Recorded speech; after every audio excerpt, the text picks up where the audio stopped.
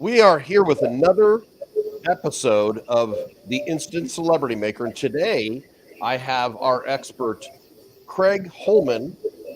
He's a value chain expert. What is a value chain expert, Craig, for people that may not be in your world?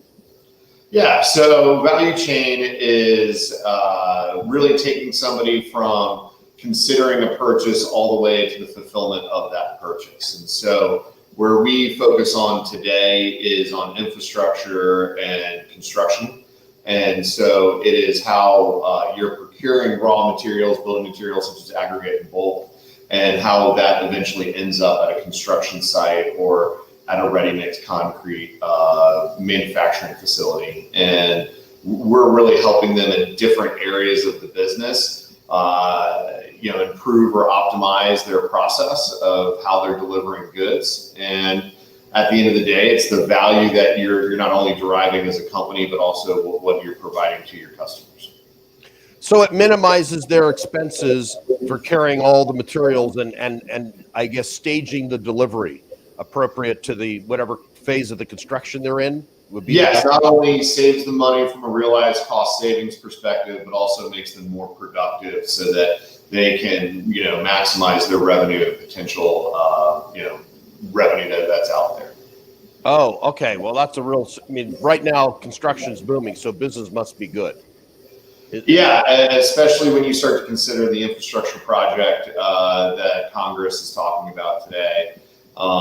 When you look at a highway, it takes 38,000 tons of rock, sand, and gravel to create 1 mile of 4-lane highway. So as we look at the future and how we're going to be supporting and delivering infrastructure to the country, the supply chain and the value chain of how you go from a quarry to a road becomes critically important. Well, yeah, and I think there's a shortage right now of raw materials. Friends of mine who are builders are saying that they're paying so much more for simple construction materials. Yeah, actually, my wife and I are in the process of building a house here in Milton, Georgia, and we went through a delay in construction because we couldn't find enough filter. It was kind of ironic because I looked at my wife and said, hey, if there was only a platform out there that somebody could go and find suppliers of dirt and have it delivered to you, it'd be great. So we feel very excited about kind of where we're at and where we're going. Well, that's great. That's great. All right. Well, let's jump in a little bit about you. How would your friends describe you other than a person who's lived in various parts of the country? I think hopefully friendly, loving, and caring first off. But other than that, probably fairly driven and very competitive. Very competitive. Did you played some sports? You said you played lacrosse. I did. I played lacrosse in high school and college, and that's actually where I met my fellow co-founder, Greg. He and I were high school teammates. Wow, great. And what would you say, Craig, is your greatest accomplishment? And you have great latitude in responding to this. Yeah, I mean, first and foremost, probably the greatest accomplishment landing my wife and starting my family. But outside of that, I would say my last endeavor I'm really proud of. I was the corporate vice president of sales and marketing for a portfolio company called Government Brands. I led the company for about 2.5 years, and during that time, we executed a little over 20 mergers and acquisitions, grew the company 5x, and recently recapitalized that investment for our private equity investors pretty nicely. And so, feel very, very proud of that accomplishment. It was really the accumulation of a career's worth of education. Let me go back to that for a second, because in my past, I was in the ad business. I owned an agency for years, and I made some acquisitions. Over 3 years, I made 2 acquisitions. You made 20 in 2.5 years? We did, I believe, 22 in about 18 months. We averaged, for a period of 1 to 2 acquisitions per month, and so it was lot of high volume velocity in terms of not only the acquisition due diligence process, but also what I would call the integration to the portfolio and the go-to-market strategy of going from a standalone company to now being part of a portfolio chain. Wow. I mean, that's you are a systems guy, because I learned a lot, most from the mistakes that I made, but I certainly had some wins through the process. But that screams systems guy. Would can you wear that hat? Does it say that on your bill, systems guy? I would say that it does. I was fortunate enough to spend my early career working directly for marketing automation platforms that worked with both ERPs and CRMs, and so I've been either a Salesforce admin or closely working with Salesforce admins for 15 years. Been a marketing automation admin for 15 years, and when it comes to process and systems and integrations, it's certainly been the foundation of not only how I operate, but a lot of the success and the wins that I've had. Okay. Well, all right. Well, even in life, I'm sure with your wife, and I presume you have kids. Okay, guys. Yeah. Guys, we have a system, So, yes, we got a process. Okay. That's great. So okay, now you're a mature executive. What do you wish you had known when you started out? I mean, that's 2020 hindsight. 2020 hindsight, it probably would have been, don't be so scared of failure, right? If you go out and you're trying new things, you're going to grow from it. You're going to learn from it. And if you are in the right environment, those types of, I would say endeavors should be celebrated. And so I think a lot of times I was a little worried about, making a mistake or executing something wrong, and it made me timid. I was very risk averse, and later on in my career, I realized that if you're not taking risks, then you're really not going to maximize what the other side could be. Does that mean no risk, no reward? I think that's another way of saying it. Okay. All right. Just checking. Yeah, I just didn't know about that. All right. So what are you curious about right now? I think a lot of where I think about is how different businesses are procuring products, right? How are you buying and selling things? Whether it's from the payment processing, experience itself. There's a lot of things that are going on with digital and mobile wallets, QR codes. I think the cryptocurrency is an exciting area. And then also when you look at supply chain and delivery of goods and services, the customer experience has been, I would say, very disrupted over the past year with COVID. Oh my gosh. Look at the way you order food to the way that you shop for clothes today. The entire, delivery fulfillment value chain of your services and goods, it has been disrupted and altered. And so when you think about the way that you're procuring the goods and fulfilling the services and then compensating your vendors for it, I think that's, to me, a very exciting landscape.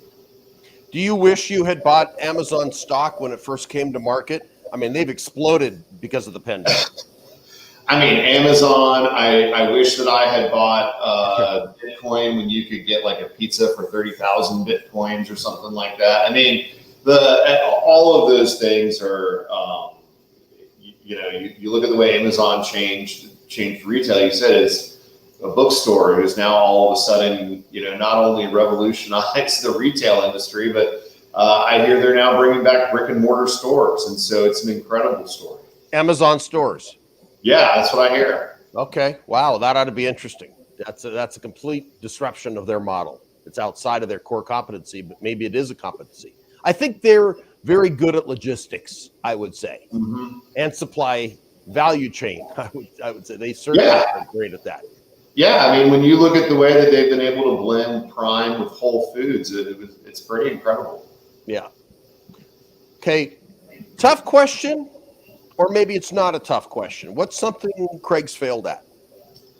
You know, easy. You know, I would say lots to choose from there, but I would say one of the things that I've failed at is at times, you know, not being as graceful as I could, or providing as much grace as I probably could. You know, in order to do some of the things that I felt were needed to do to hit goals, KPIs, and measurables. At times I was stern and hard and probably could have been a little bit more gracious and encouraging in certain areas. I think that with employees you're referring to? I think employees, family members, anything like that. But yeah, certainly employees. I think that, you know, over the years, cracking the whip is one way to get the job done. The other way is encouragement and enablement. And I think I've found that, you know, through some failures in the past, that really the best way to maximize your talent and opportunity is more through enablement and encouragement rather than, you know, enforcement. I would have to echo that observation, and I would say it's a part of maturity, because I used to rule my employees with an iron fist because that's the way I thought you're supposed to do it as the boss. And I like how it's a maturity of thinking and evolvement as an individual. It's like supporting people, bringing out their best qualities, and that I would say that's an astute self-observation. Yeah. Now here's my favorite question, because I'm a bit of a history buff, so I hope you share the feeling here. Is if you could have coffee with any historical figure, who would you choose? And the person has to be passed on. All right. Give that a little bit of thought. He or she is dead. Yeah. Point. No, I mean, I would probably say, you know, probably Thomas Jefferson, maybe. And okay.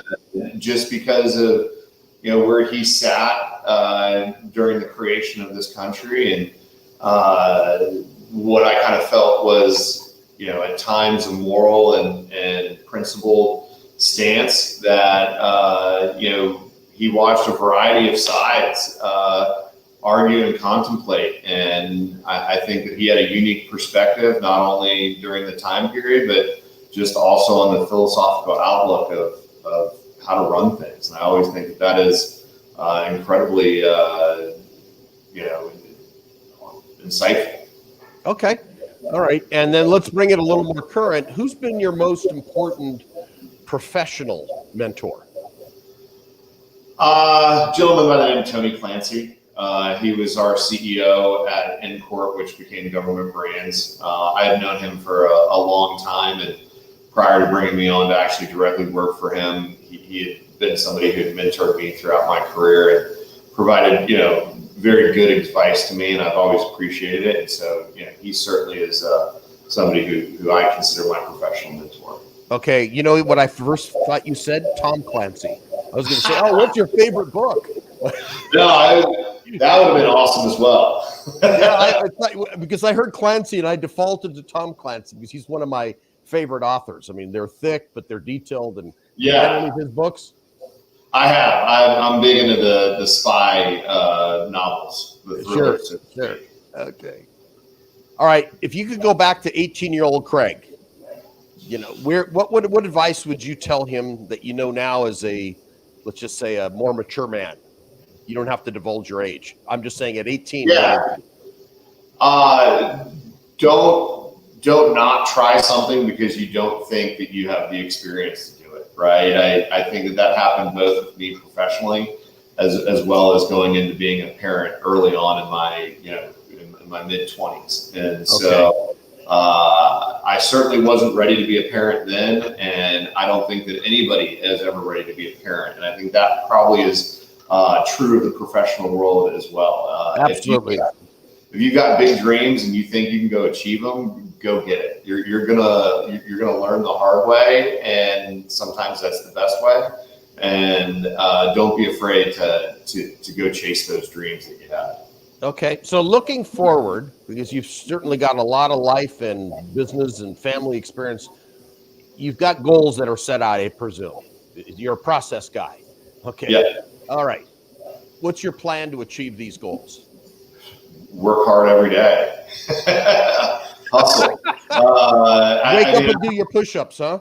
Yeah, I don't, unless you get up every day, looking to crush goals, then you're not going to do it. And so that's my plan to achieve it, is just to wake up and do the things that I want to do, but most importantly, have the grit and the desire to do the jobs that I don't want to do. And if I can do that, then I know that my hard work will eventually meet luck, and the two will intersect, and that's where I know that I'm going to, achieve a lot of success. I like how you said grit and hard work. Those are two good descriptors. And, I have a definition for luck, and I'm curious if you agree. Opportunity plus action. Mm-hmm. Because you can't win the lotto unless you buy the ticket and, something. But opportunity plus action is how I define luck. Yeah. Oh, Mitch, you're lucky because you X, Y, and Z. I said, no, I was willing to take the plunge. And that's essentially what you have just reframed through grit and hard work. Yeah, 100%.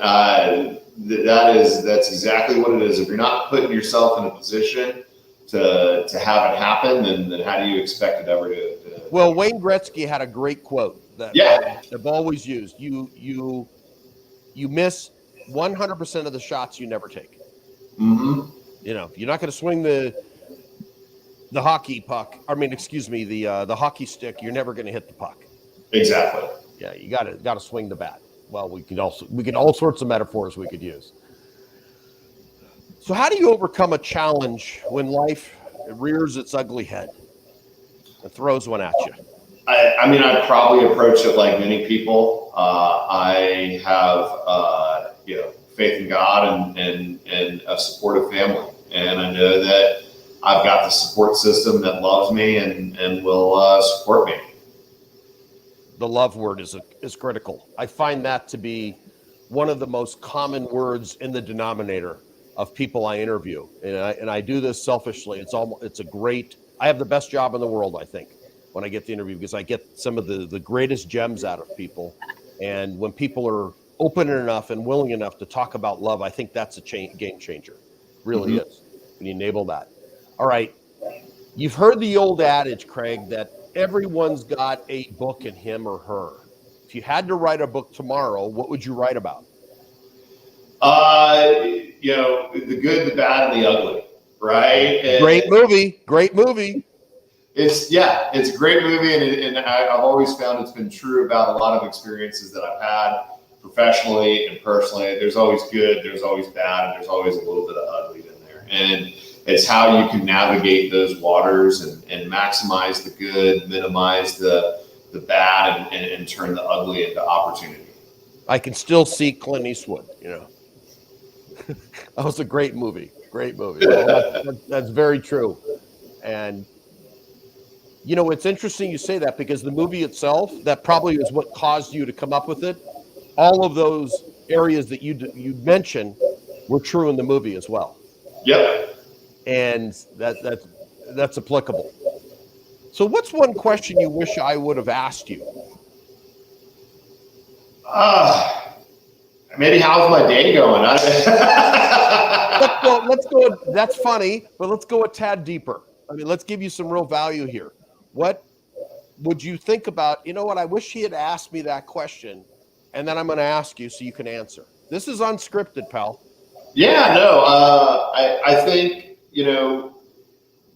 what's the most satisfying part of, disrupting a market? Because I've done that a couple times with home improvement financing, the way that government payments have been processed. And I think we're doing it now with how we're supporting construction professionals and other infrastructure professionals in the market. How long has your business been alive? So we are brand new. We have officially been a business for approximately a year, a little over a year. We've been working on the project itself for about 2 to 3 years. I've been involved with BulkSource for 2, and we are right at that beautiful inflection point where we identified what we felt was an urgent need or a disruptive need in the marketplace and have developed a product to solve it. And it's been 2 years of programming and software development and a lot of conversations both in the market and out of the market. And we feel we're in a great place to come in and help an industry which in my opinion has been overlooked from a technology disruption standpoint, and bring to them 21st century technology to really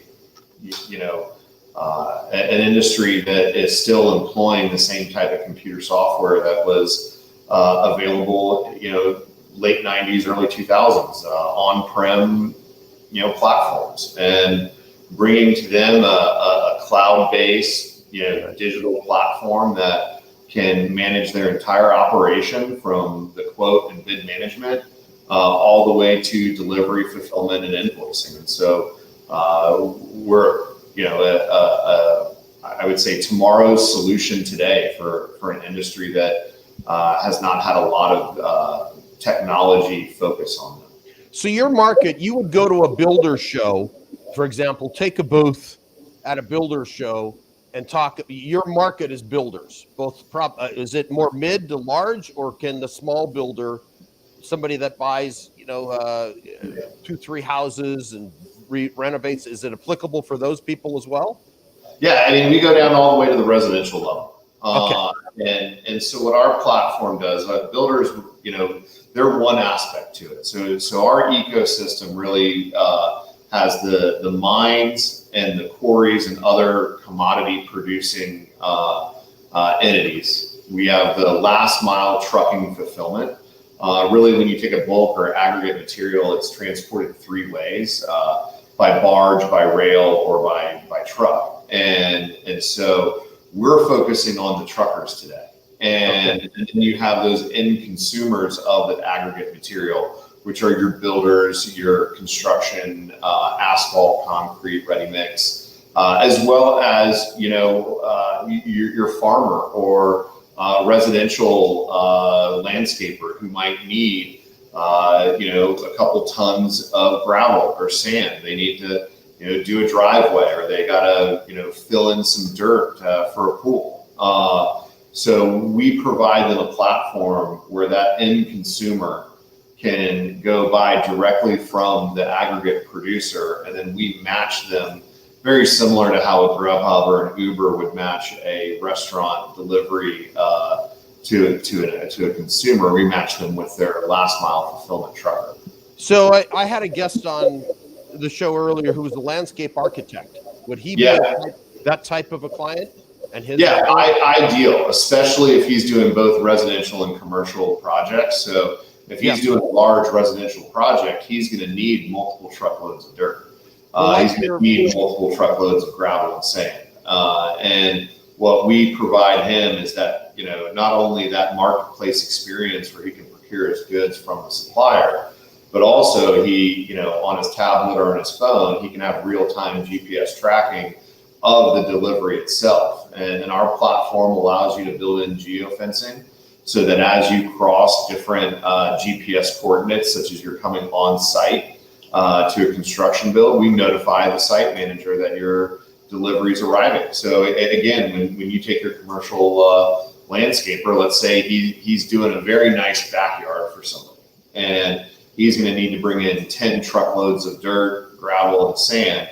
Well, when he gets notified as these trucks arriving, it allows him to prepare his site for the acceptance of those truckloads of dirt so that he can run an efficient operation as well. Because the last thing that both the consumer wants and the supplier wants is to have one of their resources, which is the trucks, sit idly at a job site waiting for them to deliver materials rather than making additional runs. I'm going to make the introduction, because my next question is, how can I support you?